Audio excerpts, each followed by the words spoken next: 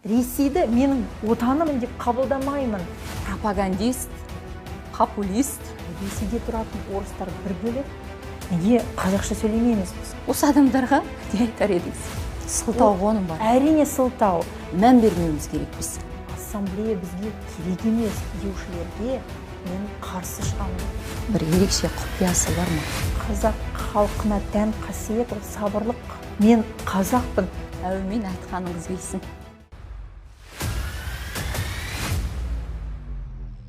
Бұл сұрау бар YouTube арнасындағы Қазақ бол бағдарламасы татулыққа ұмытылу ұлт таңдамайды. Бірақ этностарды біріктіретін сол татулық. Оған бауырына күллі халықты басқан Қазақстан кейсі куә. Осы өлкеге бізді тағдыр алып келді. Қазақ болып туылмасақ та, қазақ баласы болып өстік.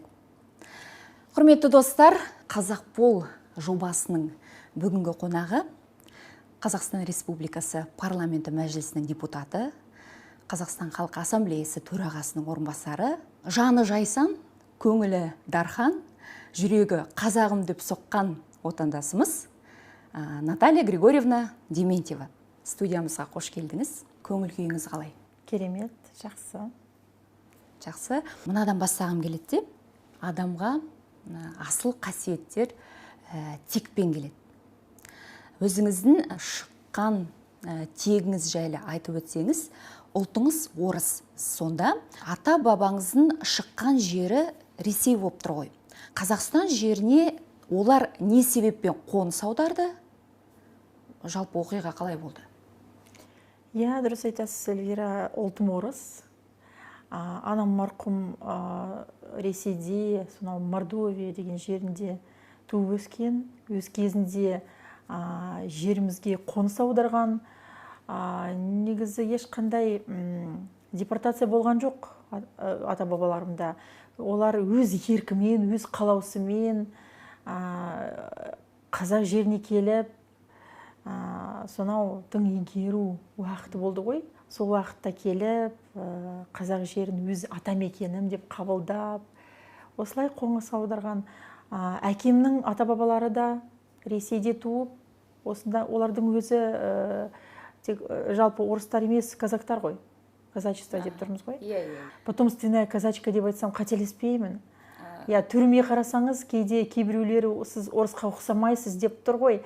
Мен мысалы былай қарап отырсам да, анамның жағынан орыс емеспін, анам мордвинка болған ғой. Ал әкем таза орыс болған. Орыс болған. Орыс болып тұр. Сондықтан жеріміз, атамекеніміз қазақ жері. Одан артық, одан басқа бізде отан жоқ. Қазақстанның бұрынғы әнұраны есіңізде болар. Сондағы жүректен шығып бойдалған мына жолдарды айтпасқа болмас. Ардақтап анасын, құрметтеп данасын, бауырға басқанбыз баршаның баласын. Шынымен де бүгінгі күнге дейін қазақ халқы осынау ұлан байтақ кең даласында 130-дан астам ұлт пен ұлысты бауырына басып, бір үзім нанымен бөлісіп, бір тудың астына біріктіріп отыр. Сіз орыс ұлтының өкілі ретінде осы қазақтың бауырмалдылығын сезіне алдыңыз ба? Әрине сезіне алдық. Негізі мемлекеттік тіл қазақ тілімен 25-30-дай жылдың өзінде өзімді байланыстырып отырмын. Сол уақыттың ішінде өзіме қазақ тілін екінші ана ретінде қабылдадым ғой. Кейде былай қарап отырсам, қазақша ауыссам, қазақ тілінде сұхбат жалғастырсам, одан кейін орысша сөйлесем, кейде байқамай қаламын. Қайсың ыңғайлы маған? Қай тілде ойлаймын? Негізі қазақшада, орысшада сөйлеу маған қиын емес. Қазақша ойлансам, қазақша сұхбат берсем, қазақша сөйлеп кетсем, қазақша қай уақытта ойлануды жалғастырамын дегеніне өзім сезмей қаламын. Оған мән бермейсіз, кәдімгідей қалай бастадыңыз, сонымен алға қарай жүре бересіз. Сондықтан былай қарап отырсам да, достарымның өзі көбінесе қазақтар. Қазақтармен бірге жүрміз, қазақ достарымның ішінде олар қазақ па, орыс па? Негізі қазақ. Орыстар аз, бір екеу. Осы тұста ағаш тамырымен адам досымен мықты, досы көпті жау алмайды деп жүреміз, е? Елімізде шынымен де ұлттар арасында достық бар айқын.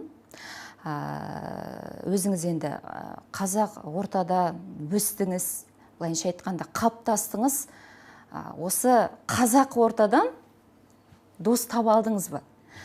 Сол досыңыздың қазақы бір ерекше қасиетін атап өтсеңіз, және де бәлкім кәдімгідей үлгі тұтарлық бір ерекше қасиетін өзіңіздің бойыңызға сіңіріп алған шығарсыз. Достарымды қатты сағынып отырмын, өйткені олардың бәрі Көкшетауда қалды.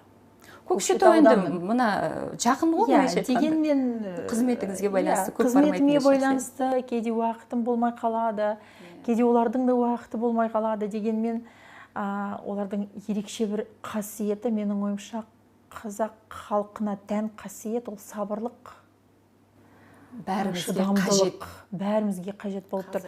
Бірақ қазақ халқының ерекшелігі сол. Мысалы, орыс халқын алатын болсам, менің туған халқым ғой, орыстарда жоқ ондай қасиет. Сабырлық деген шыдамдылық бар, бірақ қазақтарда тереңірек, соны сезініп отыруға болады. Олар шыдамды, сабырлы, сенімді. Сенімділік деген өте жақсы, керемет қасиет, соны ерекше бағалаймын. Біз қазір достық туралы, қарым-қатынас туралы, адамдардың қарым-қатынастары туралы айтып отырмыз ғой. Адамдарға сенбесем, олармен қарым-қатынас жасай алмаймын. Басқаша мен қарым-қатынас жасай алмаймын. Сенбесем, онда сөйлемеймін, аулақ боламын. Егер қарым-қатынасқа түссем, онда міндетті түрде сенімділік болады, онсыз болмайды. Көрдіңіз ба? Ол мүмкін менің бойымда қалыптастырылған бір қасиет па, білмеймін. Дегенмен сенімсіз, сенімділіксіз ешқандай қарым-қатынас болмайды, тіпті достық та болмайды деп ойлаймын. Сонда нағыз достық қарым-қатынас үшін сенімділік қажет дейсіз ғой? Әрине. Махаббатта да солай. Сенімділік болмаса ештен шықпайды ғой.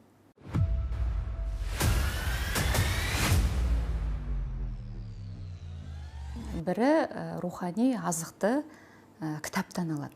Екіншісі осылай достармен, айналасындағы адамдармен аралас, құралас болып жан дүниесін байытады. Ал сіздің бойыңыздағы қазақи болмысын ашылуына не ықпал етті? Бәлкім бір ерекше құпиясы бар шығар. Сонымен осы YouTube желісіндегі арғы жақта отырған көрермендерімізбен бөлісе отырсаңыз, өзіме де қызық болып отыр. Бір ерекше құпиясы бар ма? Не ықпал етті? Кейбіреулер бұлай дейді маған қарап, сіз қазақи ауылдан шықтыңыз ба? Жоқ, мен ауылдан шыққан жоқпын да, тіпті қазақи ауылдан шыққан жоқпын да, тіпті орыс тілді аудиторияда, ортада өскен жанмын. Біз Ақмола жерінің Көкшетау қаласын алатын болсақ, жасыратын ештеңе жоқ. Көбінесе орыс тілді орта ғой. Сонда әдебиет арқылы, қазақ халық ауыз әдебиеті арқылы қазақтардың жанын, тәнін, қазақтардың ішкі жан дүниесін түсінуге тырыстым. 25-30 жыл болды. Қазақтардың жанын түсіну үшін әдебиет қатты көмектесті маған. Сонда сол әдебиет жан жағыңыздағы адамдардың да сізге деген жылы қарым-қатынасы жақсы әсерін тигізді, солай болып тұр ғой. Бәрекелді.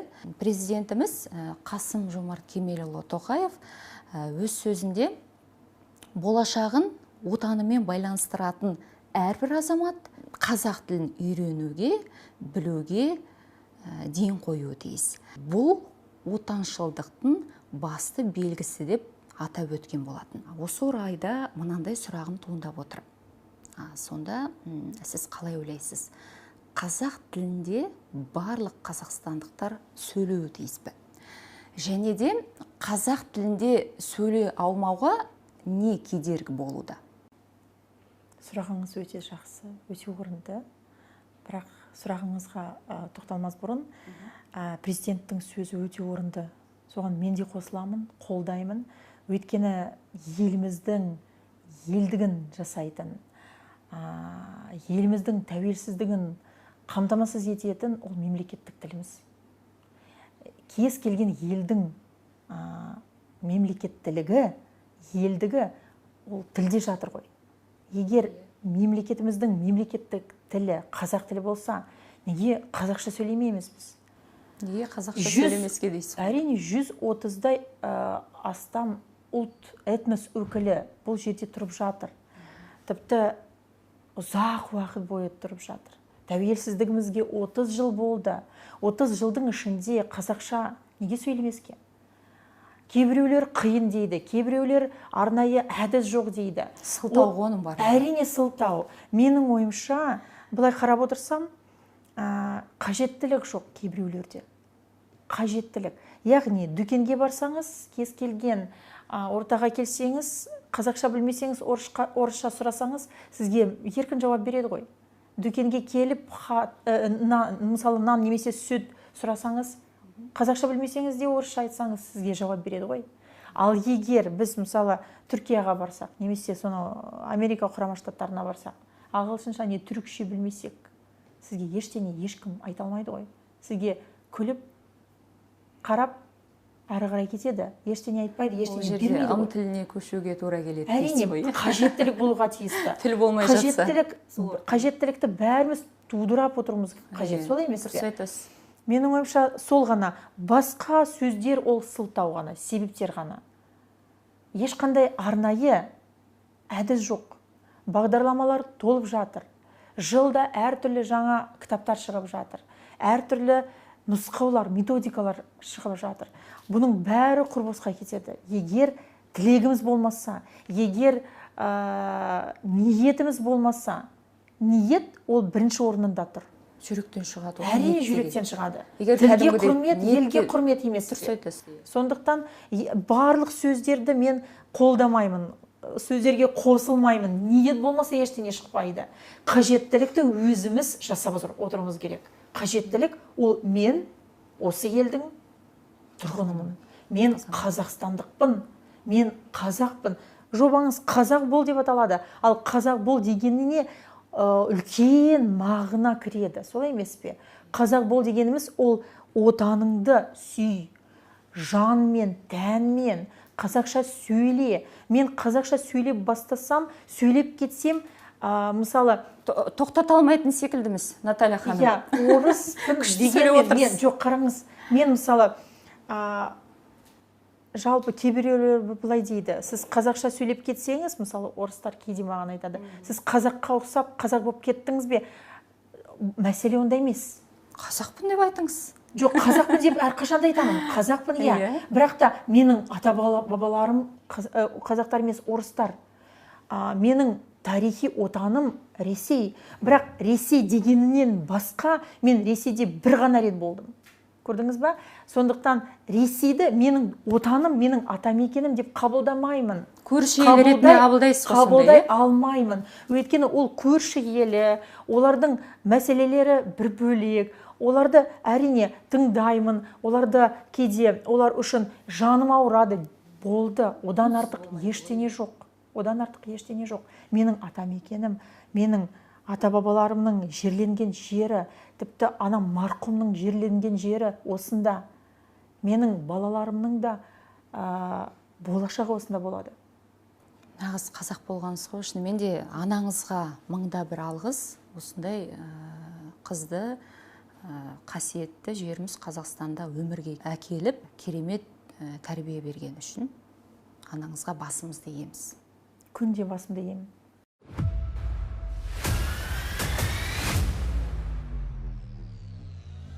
Тілді адам үйренгісі келсе, ең бастысы ниеті болу керек. Содан кейін өз-өзін жинақтап, кәдімгідей ден қою керек соған. Үйрену керек, кітаптарды оқу керек, сөйлеу керек, ортасын құру керек. Осындай бағдарламаларға қатысып, тілді жаттықтыруға болады. Сонда қараңыз, Наталья ханым,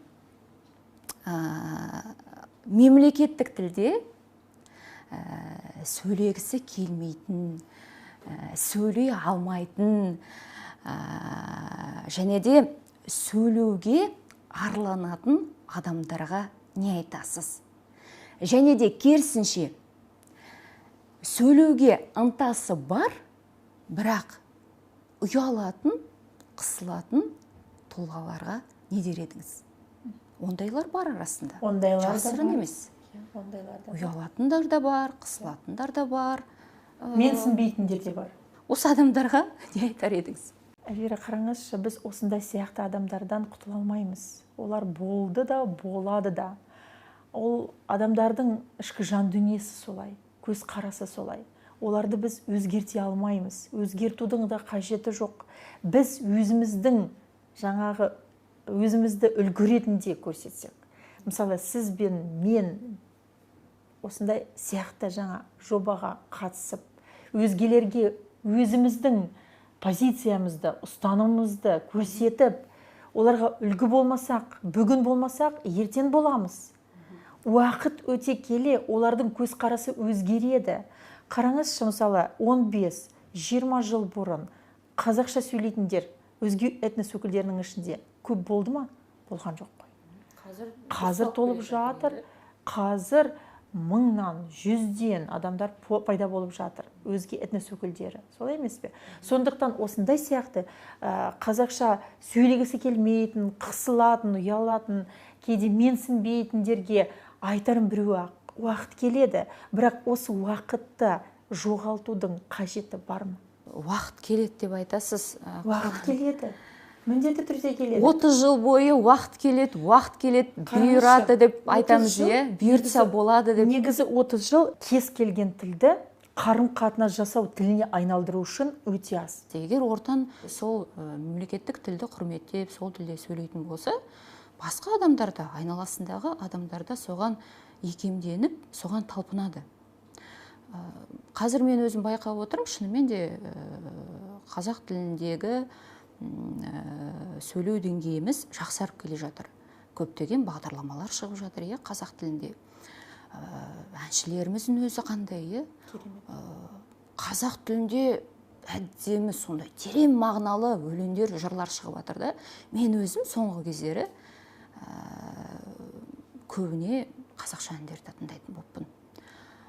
Өйткені әсіресе жастар, әсіресе жастар, талантты жастар, талапты жастар шығармашылықтарын қазақ тілінде жеткізіп жатқандары осының барлығы дем береді, қуат береді. Мемлекеттік тілімізді одан әрі жандандырып, кәдімгідей биік шыңға жетелету үшін. Басқа елдерге үлгі болу үшін, осы тұста пропагандист, популист Тигран Киясаян сынды арандатушылардың жырын айтпасқа болмас.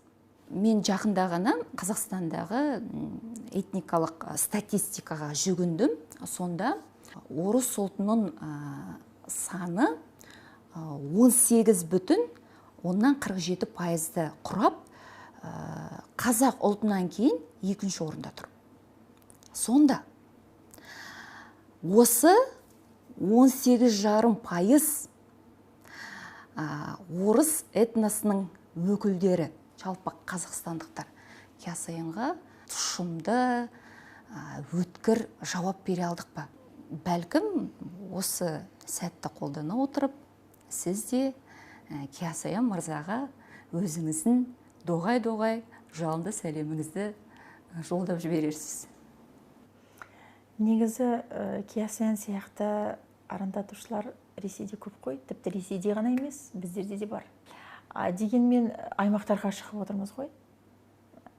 Солтүстікте, оңтүстікте болдым, батыста, шығыста болдым да.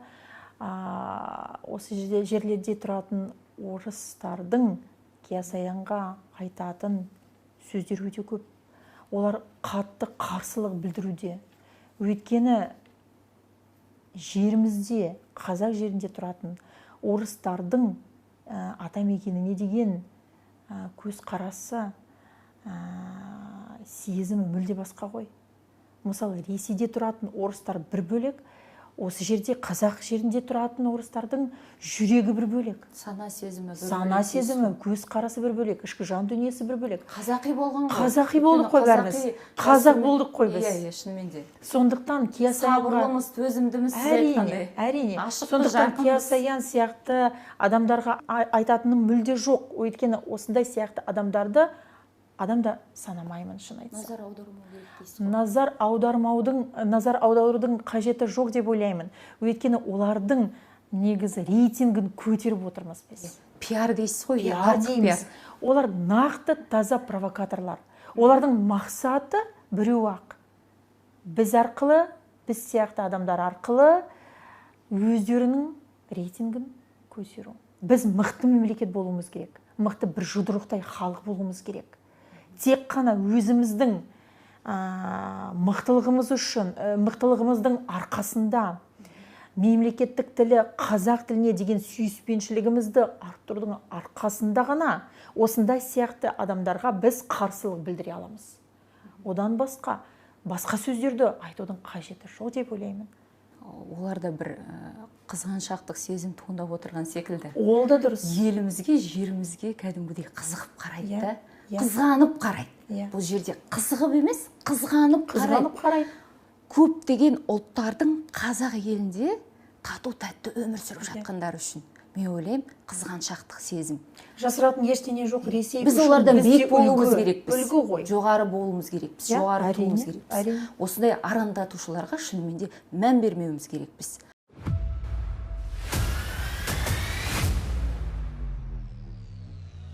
Кеше ғана Қасым-Жомарт Тоқаев Орталық Азия мемлекеттері басшыларының 4-ші консультативтік кездесуінде этносаралық қарым-қатынасымызға шиеленістер болдырмас үшін бәлкім бүкіл аймақтық телеарна немесе ақпараттық интернет сайтын ашқан жөн болар деп айтып өткен болатын. Бұл этносаралық қарым-қатынасты нығайтуда қаншалықты маңызды, және де этносаралық қатынастар саласындағы медиа сауаттылықтың басты рөлі неде деп ойлайсыз? Негізі, мысалы, өзіңіздің жобаңызды алатын болсақ, осындай сияқты жобалар қаншама көп болатын болса, артық болмайды, тіпті көп бола алмайды.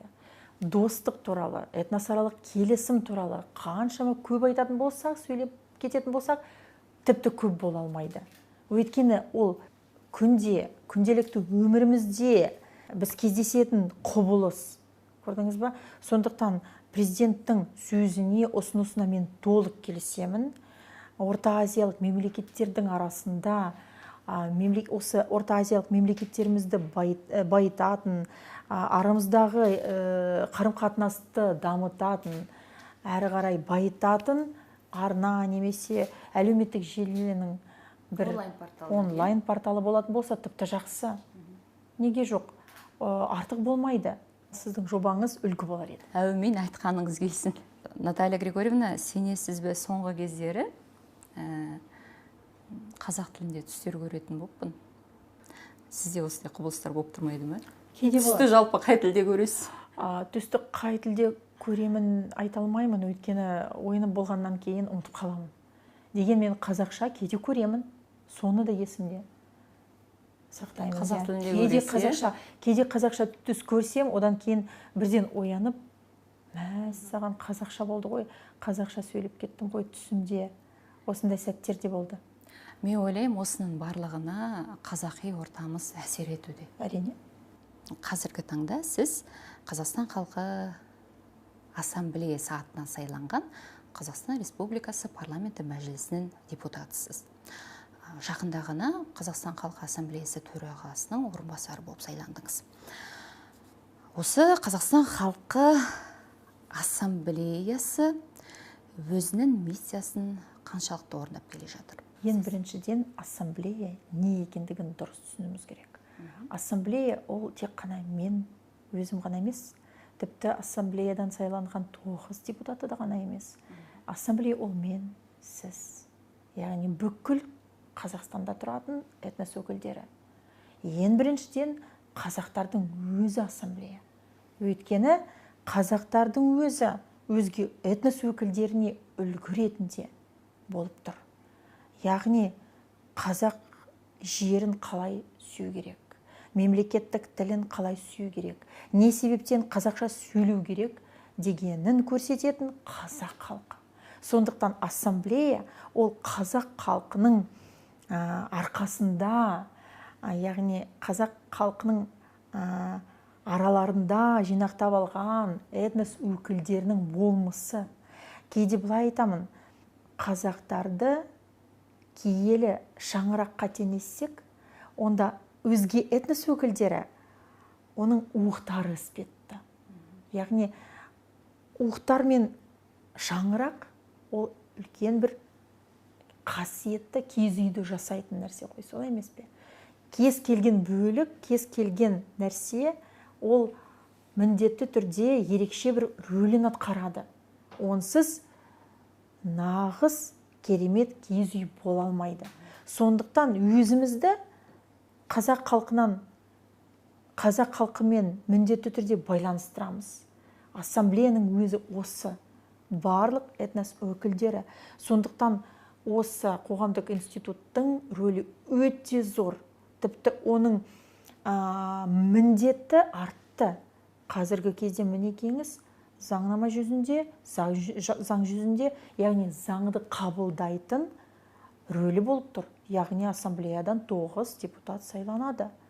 Сондықтан осы 9 депутаттың міндеті Қазақстанда тұратын барлық этнос өкілдерінің құқықтарын, қызығушылықтарын қорғау, қамтамасыз ету деген сөз. Сондықтан ассамблея бізге керек емес. Оның мәні қандай деушілерге мен қарсы шығамын, қарсылық білдіремін.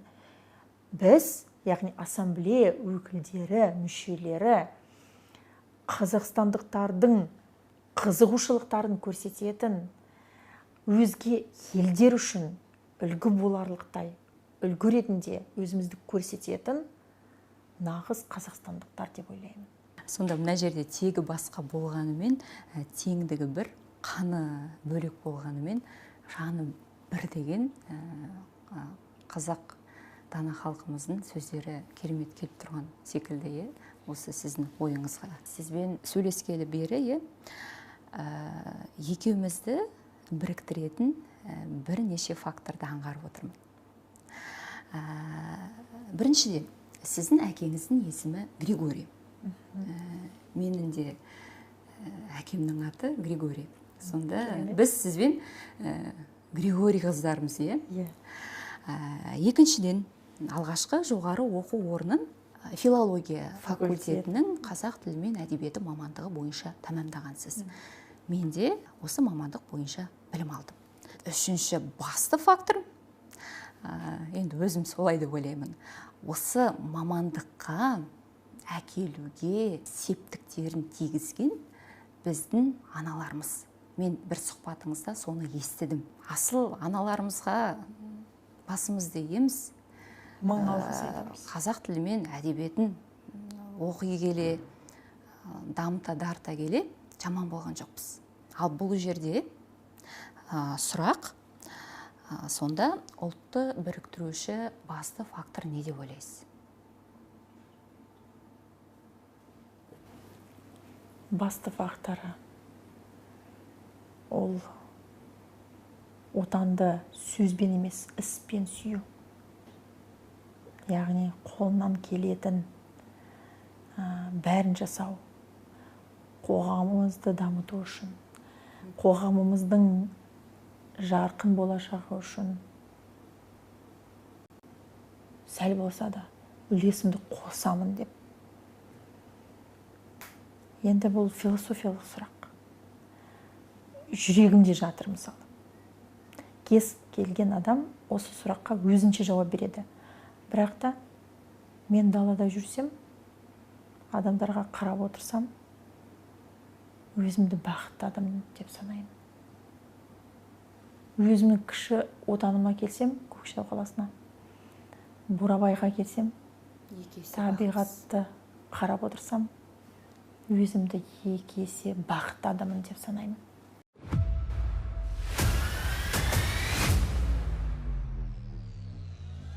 Негіз ұлтты біріктіруші фактор жаңа айттым ғой, сөзбен емес, іспен отанға деген сүйіспеншілігін көрсету. Осылай деп ойлаймын. Рахмет сізге жауабыңызға. Наталья ханым, сіз отбасылы адамсыз ғой. Аяулы жар, асыл анасыз. Көбіне балаға тіл ана сүтімен дариды. Балаңызды қай тілде тәрбиелеудесіз қазір? Қателеспесем, бөбегіңіз бар, балапаныңыз бар. Ұлым бар, 17-де. 17-де? 17-де. 17 кәдімгідей азамат болыпты ғой? Азамат болып тұр ғой. Негізі әрине кез келген адам ең біріншіден туған тілінде басты тәрбие беру керек. Енді сіздің туған тіліңіз орыс тілі ғой? Орыс тілі. Орысша тәрбиеледім. Дегенмен екінші ана тілі ретінде қазақша тәрбиелей бастадық. Қазақша түсініп жүр. Түсінеді, сөйлей алады кішкене, сөйлей алады. Баламның да достары көбінесе қазақтар. Балаңыз қазір осы Қазақстанда ма? Қазақстанда, оның бірінші сыныпқа ауысады қазір. Енді ауысады, бірінші сыныпқа. Сондықтан біздің отбасымызда қазақ тілі орыс тілімен тең қолданылады. Кейде қазақша сөйлейміз, кейде орысша сөйлейміз. Мысалы, әкемді алатын болсам, қазақша ол түсінеді, бірақ сөйлей алмай жүр. Үлкен кісі ғой. Ол кісімен орысша сөйлеймін. Одан кейін достарымның көбі қазақтар болса, олармен қазақша сөйлейміз. Ең біріншіден менің оқытушыларымның өзі үлкен бір сондай тіл жанашырлары болды. Олар бізге тілге ғана емес, әдебиетке, қазақ қи болмысын түсіну үшін үлкен әсерін тигізді. Оларды есіме түсіремін. Кейбіреулері марқұм болып кетті. Бірақ та олардың сөздерін жиі қайталап айтамын. Олар маған мәңгі үлгі болып тұр. Нағыз тіл жанашырлары. Әр адам болашағын бағамдап, алға арман мақсаттар қояды. Наталья Григорьевна, сонда сіз келешегіңізді Қазақстанмен байланыстырасыз ба? Өзге елге қоныс аудару ойыңызда жоқ па? Жоқ, және болған да жоқ. Негізі басында айттым ғой, сұхбатымыздың басында, менің ата-бабаларымның жерленген жері осы. Қазақ жері. Анам марқұмның жерленген жері де осы. Қазақ жері. Анам марқұм өзі Ресейден болатын болса, өзінің болашағын, тағдырын қазақ жерімен байланыстырды. Мен Қазақстаннан басқа отанды білмеймін, білгім де келмейді. Сондықтан сөзсіз өзімнің болашағымды, тағдырымды қазақ жерімен байланыстырамын. Керемет, бүгін Қазақ бол жобасының студиясына келіп, осындай келелі ой толғауларыңызбен бөліскеніңіз үшін рахмет. Алдағы уақытта сізге тек қана барлық бастамаларыңызға сәттілік тілеймін. Көп рахмет сізге. Құрметті достар, осымен эфир уақытымыз өз мәресіне жетті. Еліміз тыныш, халқымыз аман, бірлігіміз бекем болсын. Келесі жүздескенше аман сау болайық.